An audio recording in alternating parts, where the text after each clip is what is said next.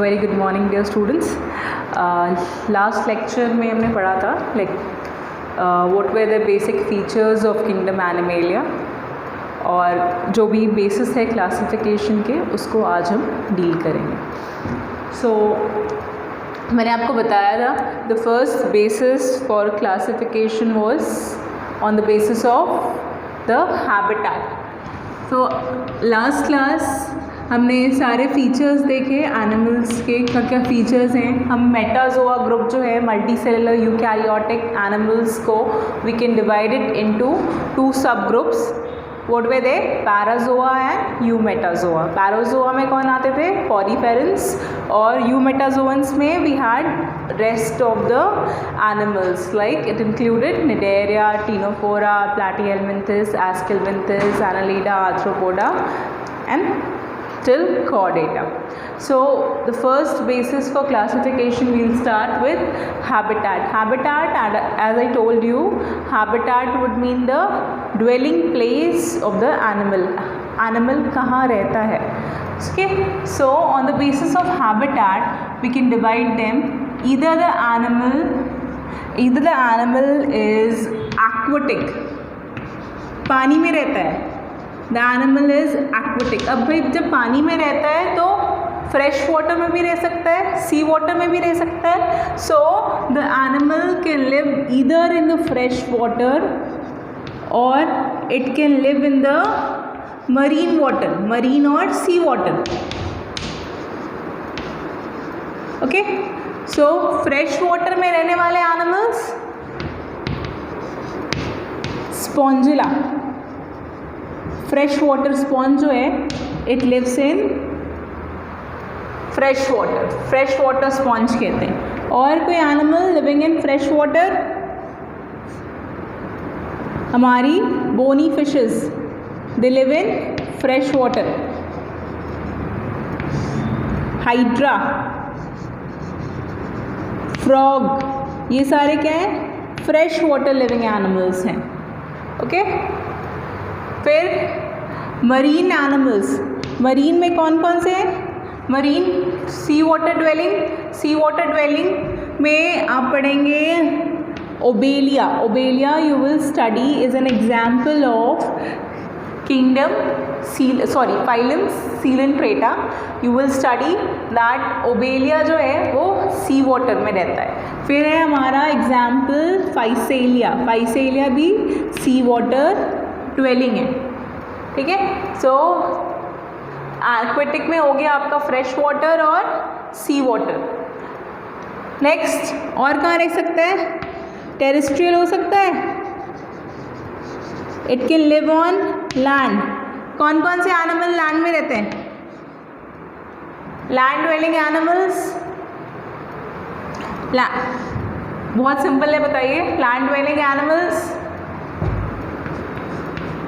Insects रहते हैं land पे, रेप्टाइल्स रहते हैं लैंड में। रेप्टाइल्स सबसे सक्सेसफुल टेरेस्ट्रियल एनिमल्स हैं। और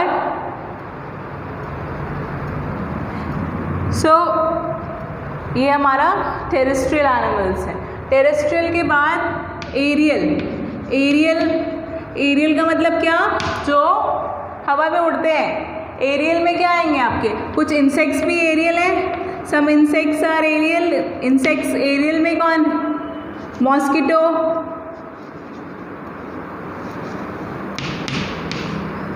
हाउस फ्लाई, ये सब क्या है? Dragon fly, they are all aerial. और एरियल में और क्या? बर्ड्स एव्स ग्रुप जो है, class Aves, they are also aerial. फिर नेक्स्ट ग्रुप आर्बोरियल का मतलब क्या? जो पेड़ पे रहते हो। आर्बोरियल में कौन है? मंकी, यस, मंकी आर्बोरियल है, मंकी इज आर्बोरियल। फिर आर्बोरियल के बाद और कहाँ रह सकता है? बरोज में रह सकते हैं। The term use for it is fossorial. Okay, fossorial living in the burrows, example क्या है? Earthworm. Earthworm lives in the burrow. और क्या है? सो कुछ एनिमल्स जो हैं they are what? Parasites. Okay, so they are parasites. Parasite है तो कहाँ रहेगा? होस्ट की बॉडी में. Some animals are parasitic, so they will live in the body of the host. अगर होस्ट की बॉडी के बाहर रह रहा है, if it is living outside the body of the host, it is known as ectoparasite. It is known as ectoparasite. Host की body के बाहर एक्टोपैरासाइट, होस्ट की बॉडी के अंदर इनसाइड एंडोपैरासाइट. एंडोपैरासाइट. एक्टोपैरासाइट कौन है? मच्छर, mosquitoes. They are parasite. Yes, they suck blood, so they are ectoparasite. Ectoparasite. Leech क्या है?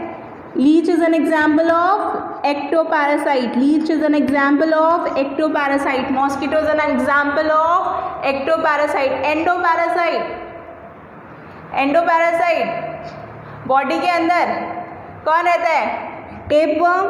Tapeworm is a endoparasite.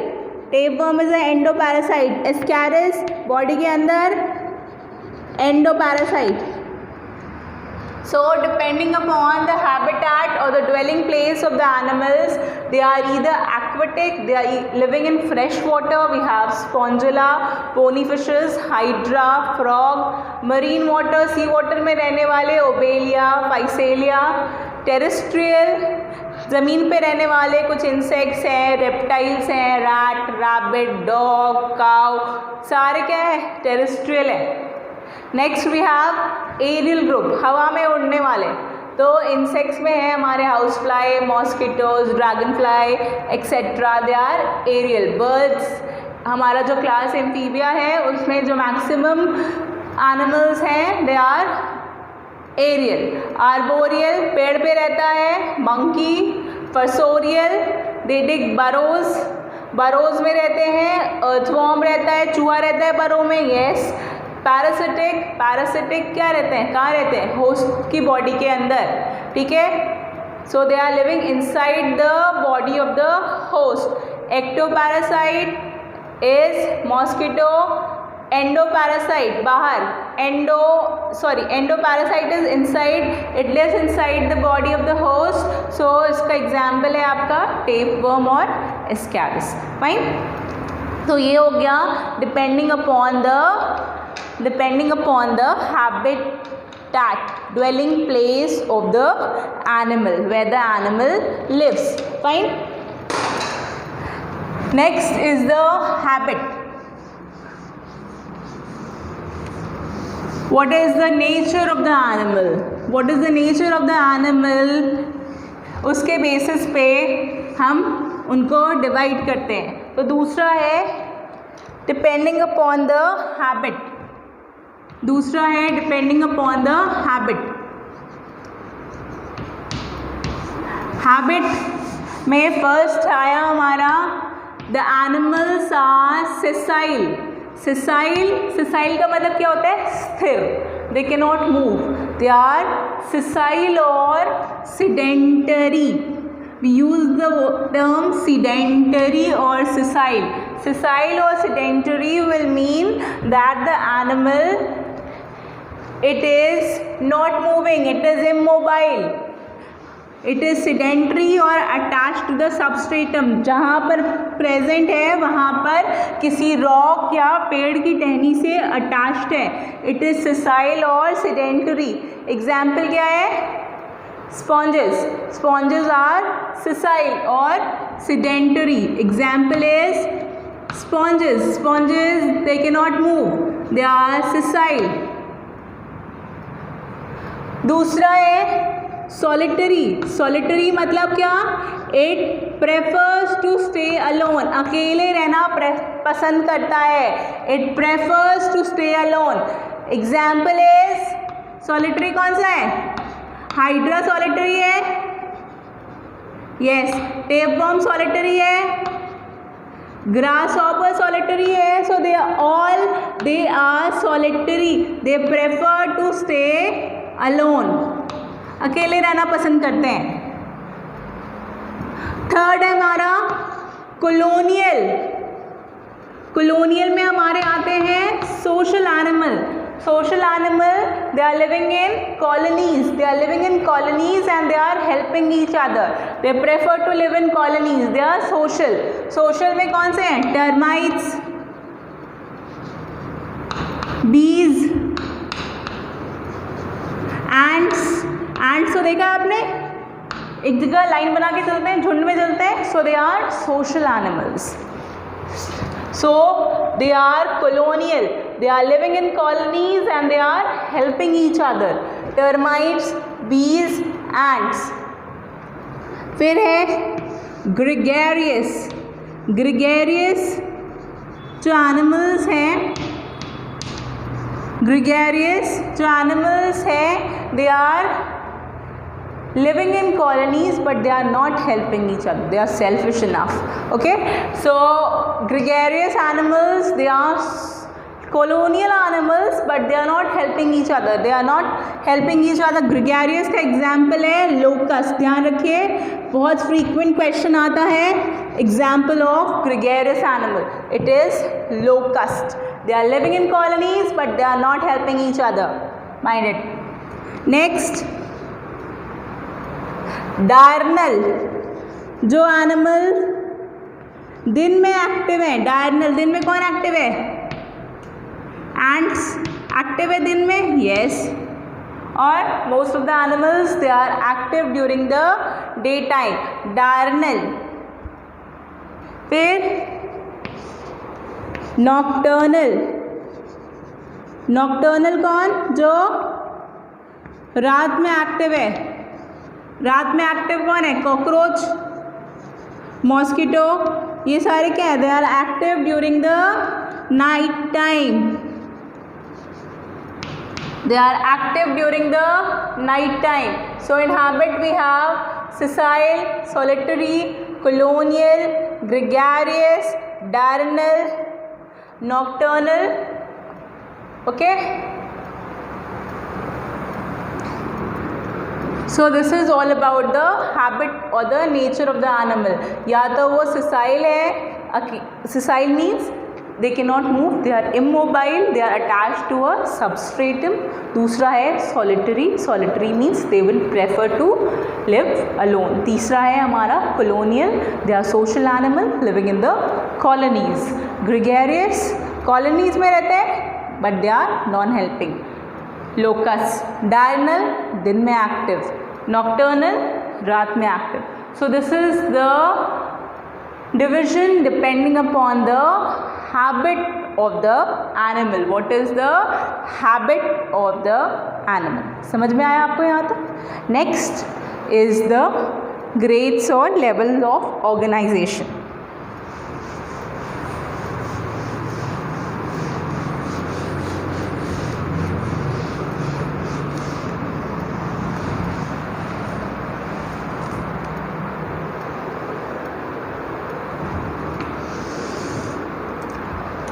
तो third point,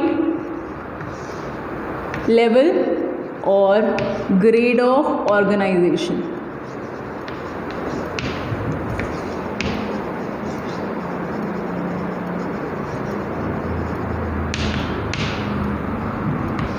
So first is the protoplasmic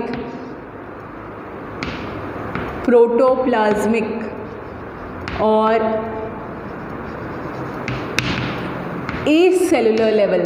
Mind it, there is a difference between acellular and acellular. Acellular का मतलब no cells are present. acellular का मतलब है एक single cell present है जो बॉडी की सारी मेटाबॉलिक एक्टिविटी के लिए रिस्पॉन्सिबल है. A single cell is performing all the metabolic activity of the body. So it is protoplasmic level of organization. A single cell is responsible for all the metabolic and physiological activity of the body. So protoplasmic में example क्या होगा? Protozoans. Mostly protozoans में क्या होता है, एक single cell जो होती है वो सारी बॉडी की एक्टिविटी करती है. सो अमीबा देखा है आपने? It performs all the metabolic activity of the body. उसके जो स्यूडोपोडिया हैं वो फूड गैदर भी करते हैं, एक कॉन्ट्रेक्टाइल वैक्यूल भी होता है ऑस्मो रेगुलेशन के लिए, सब कुछ उस सेल के अंदर होता है. तो जितनी भी मेटाबॉलिक एक्टिविटी है that is performed by the cell itself. So it is protoplasmic और acellular level of organization in case of mostly protozoans amoeba. दूसरा है cellular level of organization. Cellular level मैं आप बता चुकी हूँ. सेलुलर लेवल का मतलब क्या है? जो सेल है वो, जो बॉडी है एनिमल की, वो सेल के लेवल पे ऑर्गेनाइज्ड है. बॉडी बस सेल की बनी है, खूब सारे सेल की बनी है और सारे जो सेल्स हैं दे आर फंक्शनिंग इंडिपेंडेंटली. ठीक है, एक दूसरे से कोई रिलेशन नहीं है, कोई मतलब नहीं है, कोई कोऑर्डिनेशन नहीं है. They are working independently irrespective कि दूसरा क्या काम कर रहा है. ठीक है, जैसे कोई इवेंट होता है, कोई फंक्शन होता है तो काम बढ़ जाता है, it's all a team work. But इनके केस में हर सेल बस अपना फंक्शन करता है, कोई कोऑर्डिनेशन, कोई डिवीजन ऑफ लेबर नहीं है. यहाँ पर हम एक टर्म यूज़ करते हैं, there is no division of labour. Okay, so there is no division of labour between the cells, there is no coordination. So the animal is having cellular level of organization, and cellular level of organization we see in case of phylum Porifera or sponges. So in case of Porifera or sponges we are having cellular level of organization. Cellular level of organization का मतलब है there is no division of labor, there is no division of labor, no coordination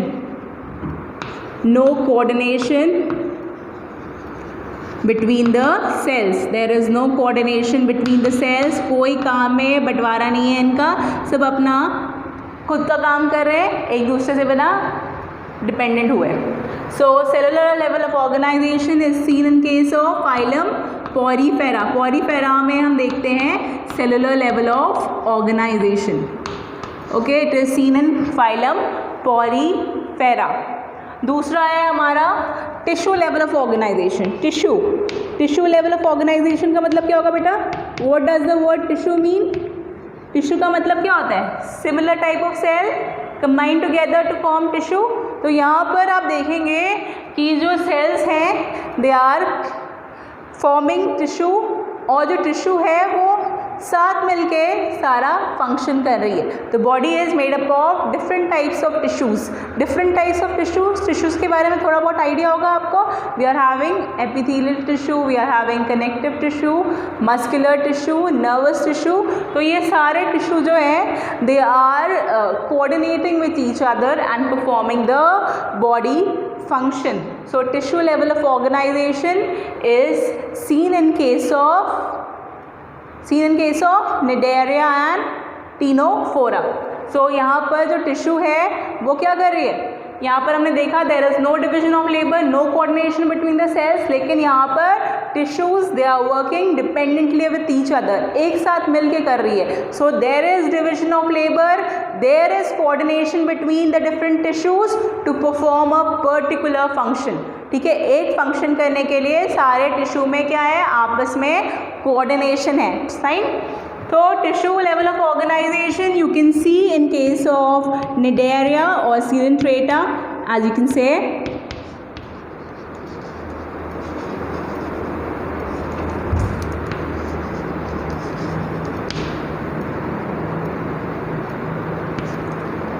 And you can also see in case of phylum Ctenophora.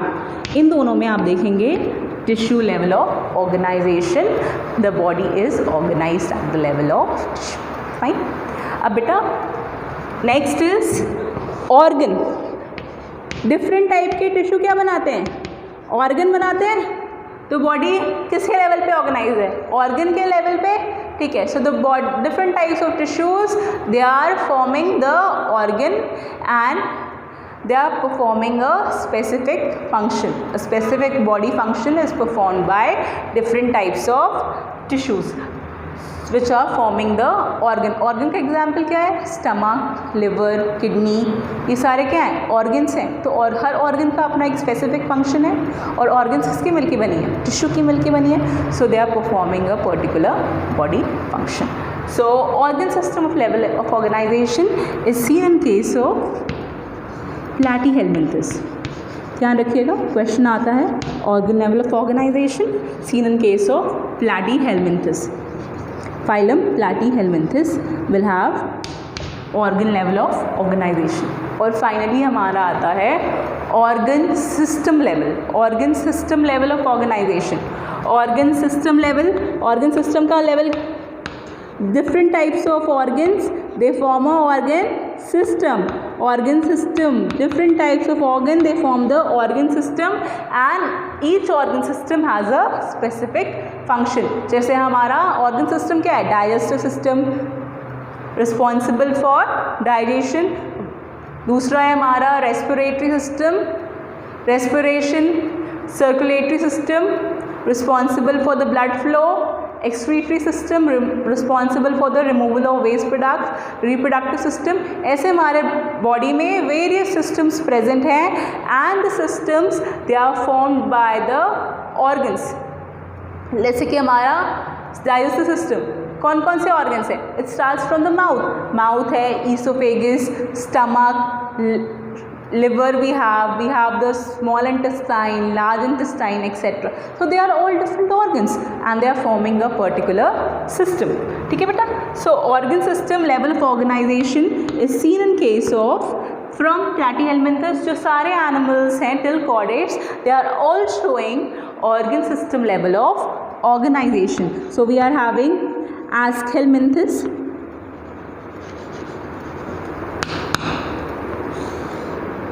we are having Annelida, Arthropoda, Mollusca,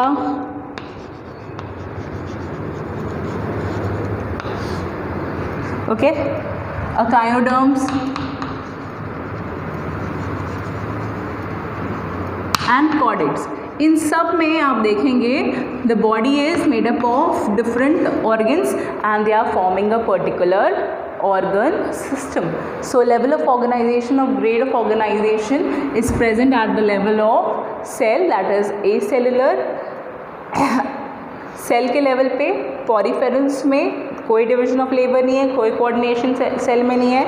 यहाँ पर tissue पे जहाँ पर coordination establish हो जाती है between the different cells, they form the tissue. So tissue level of organization seen in case of Cnidaria, Ctenophora. Organ level of organization different tissues forming the organ seen in case of Platyhelminthes and different organs forming a organ system to perform a particular function. Like we have the Aschelminthes, Annelida, Arthropoda, Mollusca, echinoderms, chordates. Clear till here? ठीक है. उसके बाद बेटा हम पढ़ेंगे fourth basis of classification, that is the body plan. Body किस structure में organised है, उनका बेसिस क्या है ऑर्गेनाइजेशन का. तो पहला है बॉडी प्लान में it is the cell aggregate body plan. Aggregation क्या होता है? क्लस्टर. तो बॉडी जो है आप देखेंगे बस सेल का ढेर है.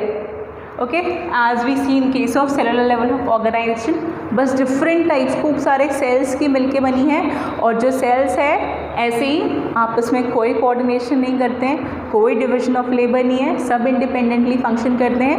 बॉडी बस दिखाने के लिए सेल के क्लस्टर्स की बनी हुई है, वो टिश्यू लेवल पे ऑर्गेनाइज नहीं है. सारे सेल मिलके टिश्यू नहीं बनाते हैं, वो बस अपने लेवल पे सीमित हैं. They are present only at the level of cell. So it is just the body is just the cluster of cell. Okay, it is cell aggregate. So cell aggregate, the example is porifera. So porifera.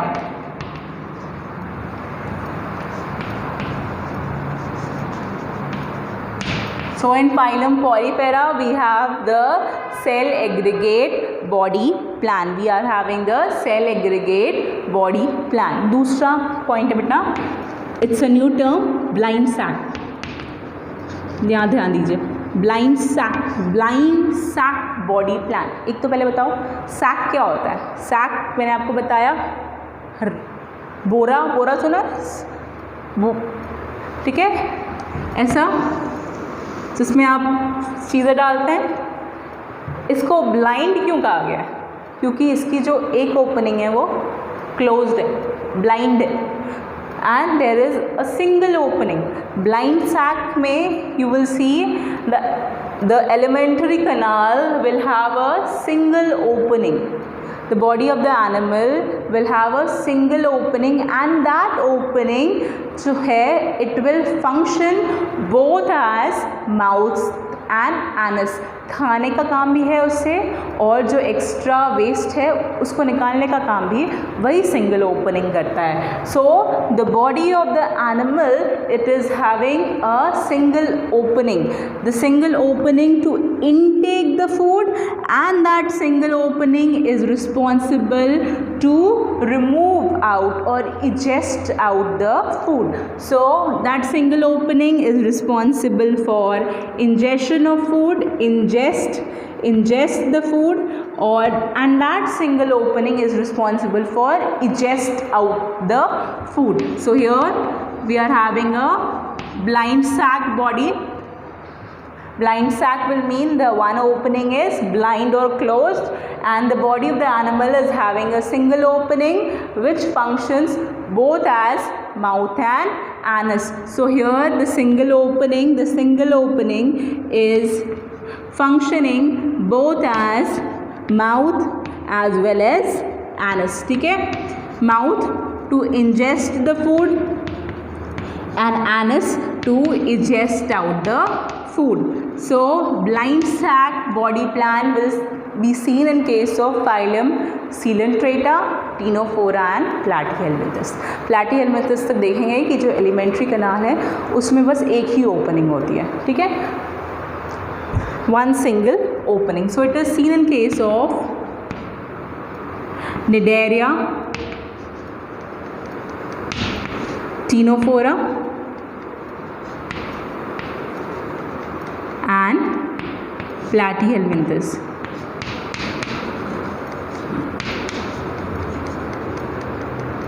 तो यहाँ तक we'll see that they are having a blind sac body plan. Clear till here? Okay.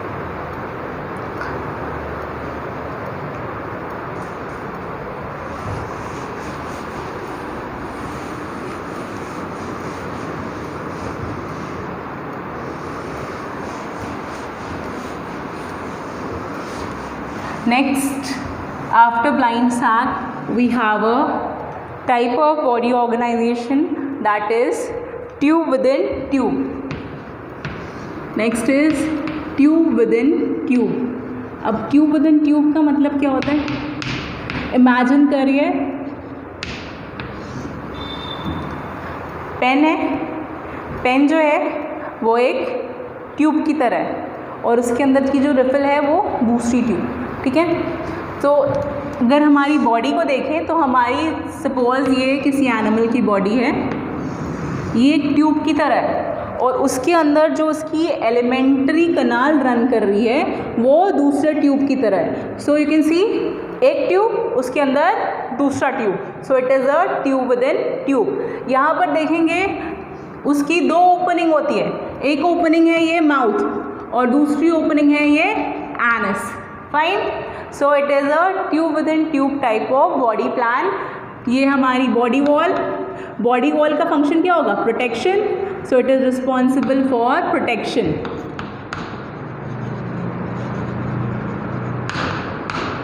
और दूसरा है हमारी elementary kanal.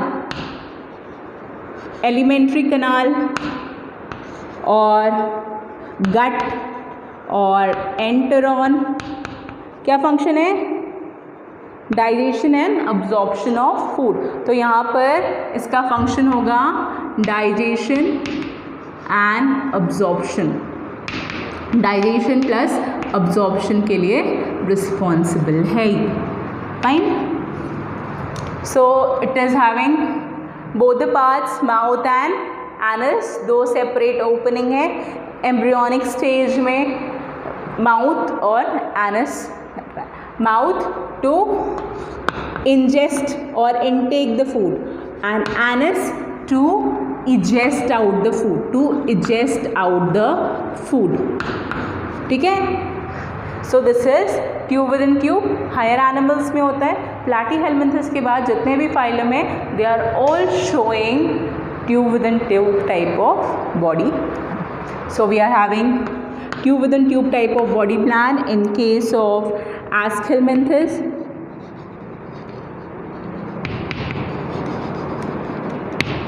then we have in case of Annelida, Arthropoda,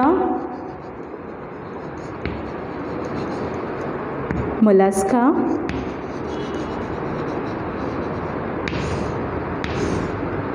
Echinoderms and chordates. They are all having tube within tube type of body plan. Fine. So body plan में cell aggregate, poriferans में है clusters of cell, no division of liver, no coordination, working independently, blind sac, body elementary canal की एक ही opening which is functioning both as mouth and anus, seen in case of Cnidaria, Ctenophora and Platyhelminthes. And then we are having tube within tube type of body plan.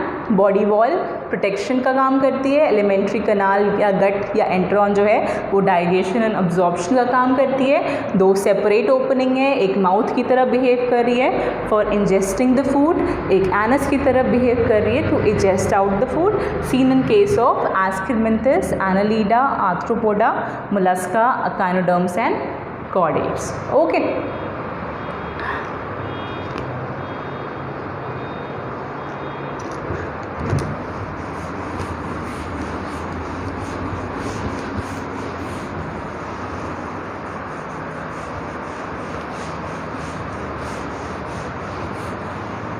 So depending upon the tube within tube type, यहाँ पर देखेंगे बेटा कि जब embryonic development होता है और elementary कनाल की फॉर्मेशन होती है, तो एलिमेंट्री कनाल में पहले या तो माउथ बनेगी या तो एनस बनेगी। जो एक टर्म है blastopore which you are gonna study in 12th standard. Blastopore का मतलब क्या है, एलिमेंट्री कनाल की जब बनता है उस टाइम पे जो ओपनिंग होती है उसको कहते हैं ब्लास्टोपोर। जब सेल डिवाइड करता है जाइगोट बनता है, जाइगोट से एक सॉलिड बॉल ऑफ सेल बनता है, ब्लास्टूला कहते हैं। फिर उसके बाद जब जर्म लेयर्स की फॉर्मेशन होती है और एलिमेंट्री कनाल की फॉर्मेशन होगी, तो उस टाइम पे जो ब्लास्टूला है या ब्लास्टोसिस्ट है उसकी ओपनिंग होगी, that will form the either the mouth और द एनस। उस ओपनिंग के लिए यूज़ करते हैं हम ब्लास्टोपोर। तो क्या होता है, जब एम्ब्रियोनिक डेवलपमेंट होती है और गट की फॉर्मेशन होती है तो उस टाइम पे जो ब्लास्टोपोर है, the blastopore of the embryonic gut, अगर ये ब्लास्टोपोर पहले माउथ बना लेता है, it forms the mouth first and anus later. या तो पहले माउथ बनता है पहले और एनस जो है वो बाद में बनता है, या तो पहले एनस बनता है, anus first and mouth later. जिन एनिमल्स में माउथ पहले बनता है एनस बाद में बनता है उसके लिए हम टर्म यूज़ करते हैं प्रोटोस्टोमस। प्रोटो मतलब पहले, स्टोमा मतलब mouth, so we use the term protostomes. They are protostomes.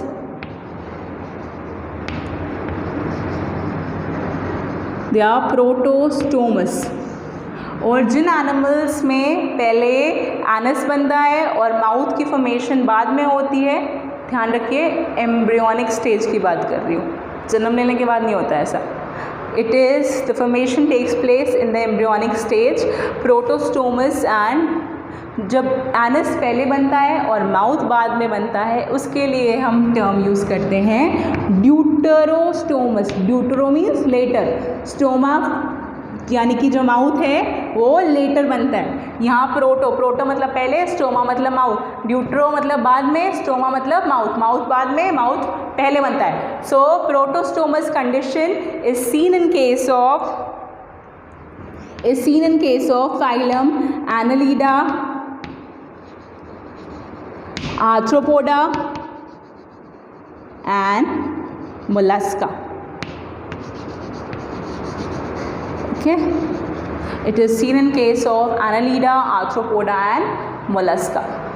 Anus first and mouth later. Deuterostomus ये आता है फाइलम Echinoderms and Chordates. तो बेटा क्वेश्चन आता है, we are evolutionary more closer to arthropoda or more closer to echinoderms?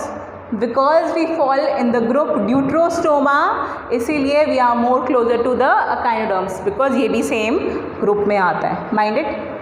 We are evolutionary more closer to echinoderms than to arthropoda, then to mollusca, annelida, porifera, ctenophora, etc. ठीक है? So we are evolutionary more closer to echinoderms. Clear till now? Fine.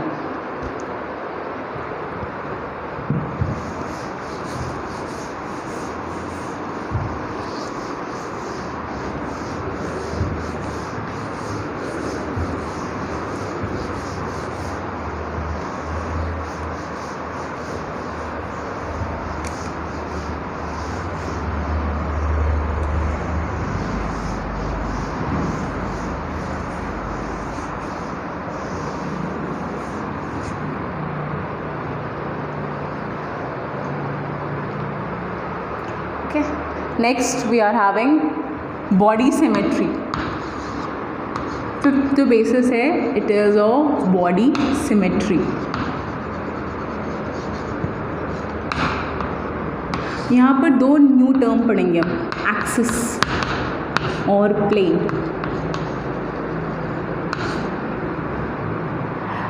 Axis क्या है?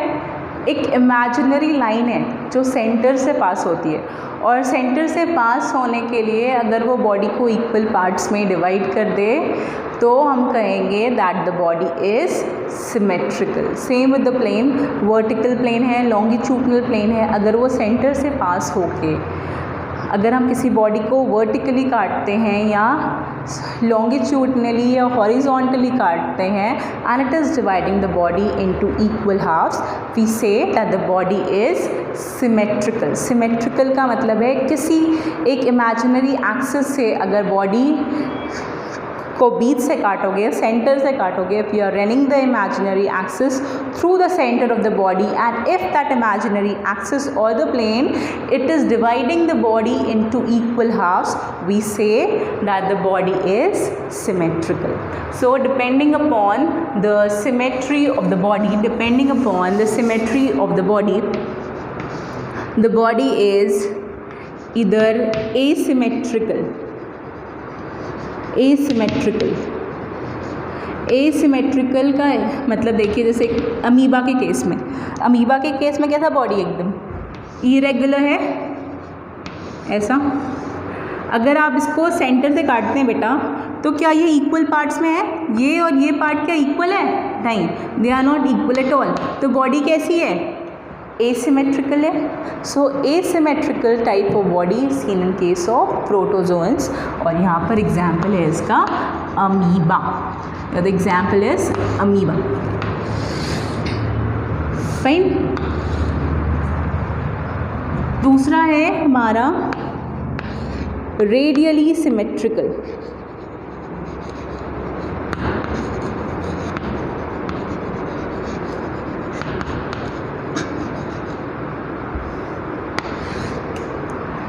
यहाँ पर मैं आपको बताना भूल गई, most of the sponges they are also asymmetrical. तो कुछ स्पॉन्जेस जो होते हैं, पॉरीफेरा ग्रुप जो है, मोस्टली वो भी एसिमेट्रिकल ही होता है। यू विल सी उसमें बहुत सारी सिमेट्री आपको मिलेगी, रेडियल सिमेट्री भी मिलेगी और आपको एसिमेट्रिकल बॉडी भी मिलेगी, but most the poriferans you will see they are asymmetrical. अब दूसरा बेटा रेडियली सिमेट्रिकल। अगर जो बॉडी है या तो वो सिलेंड्रिकल है, as you can see in case of hydra,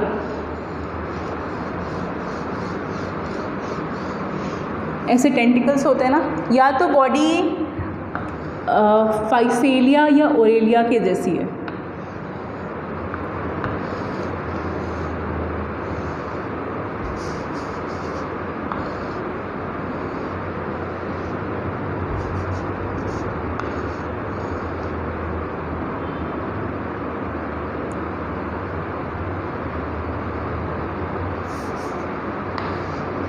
ठीक है, और ये हमारा सेंटर एक्सिस है। अगर आप बॉडी को डिवाइड कराएंगे इस सेंटर एक्सिस से, आप इस बॉडी को डिवाइड कराएंगे बेटा सेंटर एक्सिस से, तो आप देखेंगे कि ये इक्वल पार्ट्स में डिवाइड हो जा रही है। The body is getting divided into equal parts. ठीक है, the body is getting divided into equal parts. ऐसे ही यहाँ पर देखेंगे सिलेंड्रिकल बॉडी है और आप इसको एक सेंट्रल एक्सिस से पास कराएंगे, तो then the body is getting divided into equal halves from top till bottom. From the top till bottom, if the imaginary axis or the imaginary line is passing through the center of the body, it is getting divided into equal halves. यहाँ पर question आता है, what is the benefit of the animal having radial symmetry? What is the benefit of the animal having radial symmetry? Radial symmetry में देखेंगे, यहाँ पर जैसे देख सकते हैं hydra is having its tentacles all around. यहाँ पर ओबेलिया में भी देखेंगे it is having its tentacles all around. तो जो सेंसरी टेंटिकल्स हैं they are all sensory structure. तो इनका रेडियल सिमेट्री होने का मतलब, होने से ये बेनिफिट है कि इनके सेंस ऑर्गन चारों तरफ होने के कारण it can monitor its surrounding, किस सराउंडिंग में प्रेजेंस है, and it can sense the presence of predator या pray.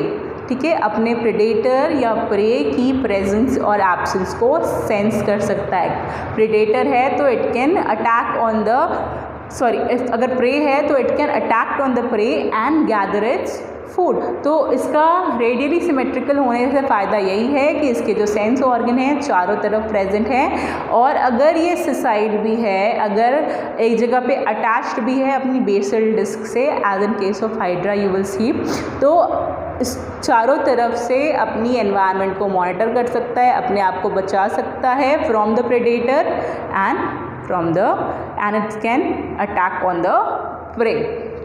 So that is the advantage of the body having radial symmetry. So radial symmetry is sometimes seen in case of porifera. कुछ पॉरीफेरंस जो है radial symmetry भी show करते हैं, and mostly it is seen in case of Coelenterata, Cnidaria, sorry Coelenterata, Ctenophora and adult echinoderms. Mind, I am using the term adult echinoderms. जो larval echinoderms हैं they will have bilateral symmetry. ध्यान रखिएगा, question आता है, adult echinoderms they have radial symmetry. Larval echinoderms they will have bilateral symmetry. They will have bilateral symmetry. Okay. Next we have the third point, biradial. Biradial symmetry का मतलब क्या है? बाइरेडियल symmetry आपको कुछ बुक्स में मिलेंगी। बाइरेडियल सिमेट्री का मतलब है, as you can see in case of Ctenophora, biradial symmetry will mean कि जो बॉडी है उसको हम रेडियली नहीं डिवाइड कर सकते, because in case of Ctenophora you will see it is having 2 tentacles. तो टेंटिकल्स को तो हम रेडियली डिवाइड नहीं कर सकते ना, तो जो बायरेडियल सिमेट्री है, it is the combination of radial plus bilateral symmetry. Bilateral का मतलब क्या है, आप उसको डिवाइड कर रहे हैं एक प्लेन से, और रेडियल सिमेट्री का मतलब क्या है, किसी भी एक्सिस से डिवाइड कर दिया आपने, इक्वल पार्ट्स में बटेगा। So biradial symmetry is present in case of Ctenophora. Okay, so it is seen in case of minor phylum Ctenophora. It is seen in case of minor phylum Ctenophora. कभी कभी आपके questions में अगर radial symmetry लिखी है बेटा और option है सीलेंट्रेटा टीनोफोरा, तो आप दोनों को ही मार्क करेंगे। अगर स्पेशली दिया हो बायरेडियल सिमेट्री और उसमें टीनोफोरा लिखा हो, then you will go for ctenophora, because बहुत सारी बुक में बायरेडियल सिमेट्री नहीं दी रहती। तो उस टाइम पे आप अगर रेडियल सिमेट्री दी हुई है तो उस टाइम पे आप सीलेंट्रेटा और टीनोफोरा दोनों को ही मार्क करेंगे, ठीक है। कभी कभी क्वेश्चंस ऐसे आते हैं जिनके आंसर्स आपको थोड़े से ट्विस्ट करने पड़ते हैं accordingly. So it is biradial symmetry. So we are having asymmetrical body, amoeba, sponges, radially symmetrical, coelenterata, ctenophora, adult echinoderms, biradial symmetry seen in case of ctenophora. Then we have a bilateral symmetry. We have bilateral symmetry.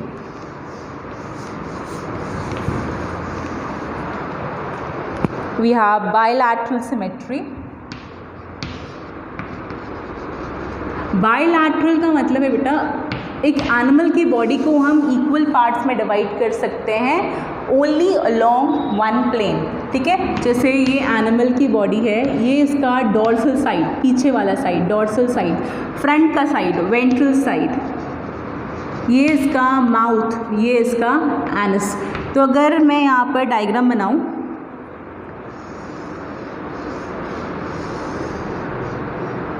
ये fish है सब कुछ, तो ये mouth है इसका, ये इसका एनस पार्ट है। अगर हम इसकी बॉडी को ऐसे हॉरिजॉन्टली डिवाइड करें तो क्या ये इक्वल पार्ट्स में बटेगी? यस। अगर हम इसकी बॉडी को ऐसे वर्टिकली डिवाइड करने की कोशिश करें तो क्या ये इक्वल पार्ट्स में बटेगी बेटा? ये और ये पार्ट क्या इक्वल है? नहीं। So they are not equal. So the body of the animal is divided along only one vertical plane into equal parts. So bilateral symmetry is seen in case of all the animals from Ctenophora. तो इसमें we'll see the flatworms. The flatworms, they show the bilateral symmetry. Platyhelminthes, Aschelminthes, Annelida, Arthropoda, Mollusca, larval echinoderms, adult echinoderms, ध्यान रखिएगा radial symmetry, larval echinoderms, hemichordates and chordates, ठीक है। तो आज मैंने आपको पढ़ाया habitat, habit, level of organization, body plan और symmetry of the animal. So you will remember asymmetrical, radially symmetrical, bilateral and biradial and bilateral symmetry. Okay, so clear till now? Fine. तो जो rest है वो हम continue करेंगे next class में. Thank you and have a nice day.